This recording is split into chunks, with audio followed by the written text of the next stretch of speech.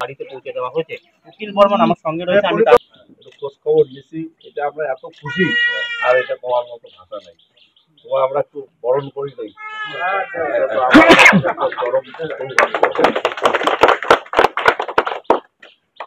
ফুলটা রাখবো ধরো আবেদ আসুন ধরেন তোমার এই ঠাকুর মদন মোহনের সবাই মিলে প্রার্থনা করছে। এই তোমার বেটা, তোমার দাদা, এই একটা মদন মোহনের ছবিও দিল, হ্যাঁ পূজা দিয়ে আসছিল, আর একবার গিয়ে সবাই মিলে কিন্তু পূজা দেওয়া লাগবে, সবাই মিলে পূজা দেওয়া লাগবে। আমরা ব্যবস্থা করবো, তাহলে তোমরা ডেট করিয়ে যাবে। কালকে যাবেন নিজে। আপনাকে কি বিএসএফ এর হাতে বিজেপি তুলে দিল? ওখানে তোমাকে কি করে অত্যাচার করেছে? না, কোনো অত্যাচার করে না, খাবার দাবার সব কিছু ঠিকঠাক ঠিক ঠিক আছে।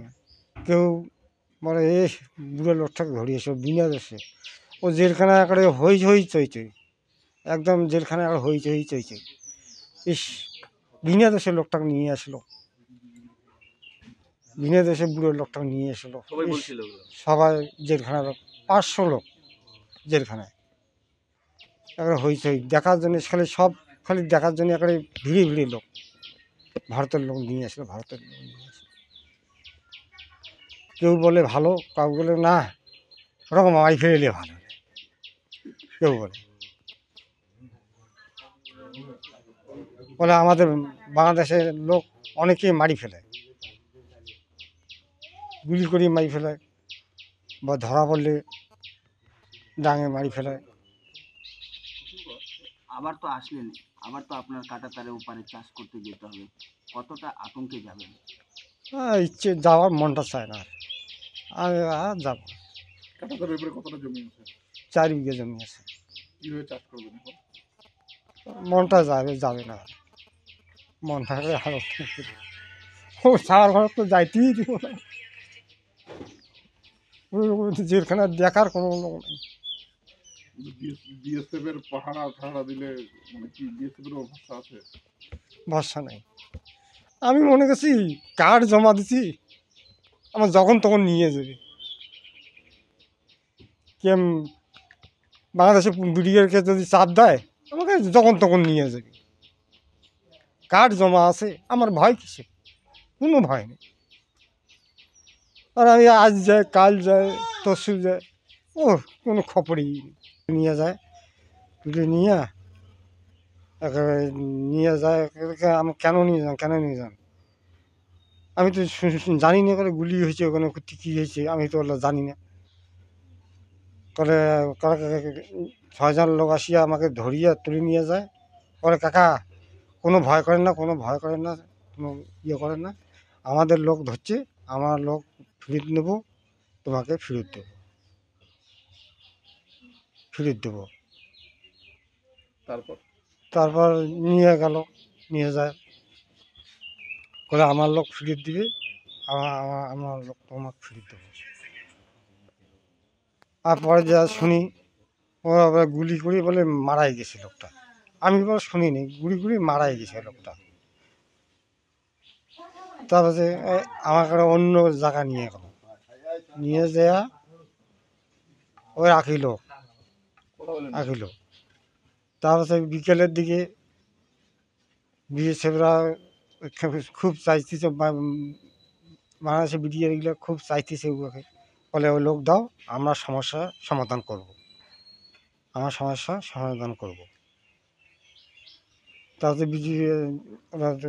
বিডিআর কাছে হাতে তুলে দিল, বিডিআর ঘরে আমার নিয়ে বললো, বলে কাকা কোনো তোমার টেনশন নেই, কোনো ভয় নেই, বলে আমরা আমাদের লোক আমার ফেরত নেবো, তোমাকে ফেরত দেবো। ওই বেশে আসি, বেশ ভালো আদর সাদর করে, বেশ ভালো করে। ওই যে এই ক্যাম্পে না রাখিয়া বুড়িমারি ক্যাম্পও নিয়ে গেল, ওরা ফোনে বলতেছে, গাড়িতে তুলিয়া খালি ঘুরে কুত্তি নিয়ে যায়, গাড়িতে ঘুরে যেতেছে, কলে এই ক্যাম্পেও ফোন করে দেয়, পরে ক্যাম্পে আমাদের কোনো কেউ কারো জন্য জানে না, আমি কোথায় লোকটাকে নিয়ে যাচ্ছি? ক্যাম্পেও না বা আর কোনো না, নিয়ে যায় তখন নিয়ে যায়। আর তারপরে নিয়ে বুড়ি বুড়ি ক্যাম্পে ওখানে যা ফোন করিয়ে করে আমরা নিরাপত্তা জায়গায় আছি, কেউ যেন ক্যাম্পের কাউ যেন জানে না। ওরা নাকি ওই যে লোকটা মারা গেছে, ওরা নাকি ক্যাম্পে ওই বিডিএ বাংলাদেশে বিডিএ করে আমাদের যদি ক্যাম্পে থুই তাহলে আমাদের ক্যাম্পে থুলে পাবলিক যে আমাদের উপর হামলা করবে। লোকটাকে নিয়ে কলে মারি ফেলে, ওটার লোককে মারি ফেলে। আমার লোক মারা গেছে, ওটার লোকও মারি ফেলে। মানে বাংলাদেশিরা আপনাকে মারার চেষ্টা করছিল। তারপরে বিজিবি বাঁচায় আপনাকে। বিজিবি বাঁচালো। তারপর কোথায় নিয়ে গেল বুড়িমারি? বুড়ি নিয়ে গেল, ওখানে যা কিছু খাওয়াইলো, বিস্কুট ফলমূল কিছু খাওয়াইলো, খোয়া চাটা খাওয়াইলো। ক্যাম্পে আসি ওটা না, তাদের তো ক্যাম্প থেকে 3টের সময় থানায় নিয়ে গেল। কোন থানা জানেন এটা? হ্যাঁ,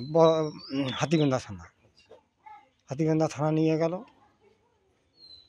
ওই বড়বাবু বললে, ওরা কি আলাপ করলে, আমি বড়বাবুকে বললাম, বলে স্যার এরকম আমার নির্দোষী লোককে তুলিয়ে আনলো,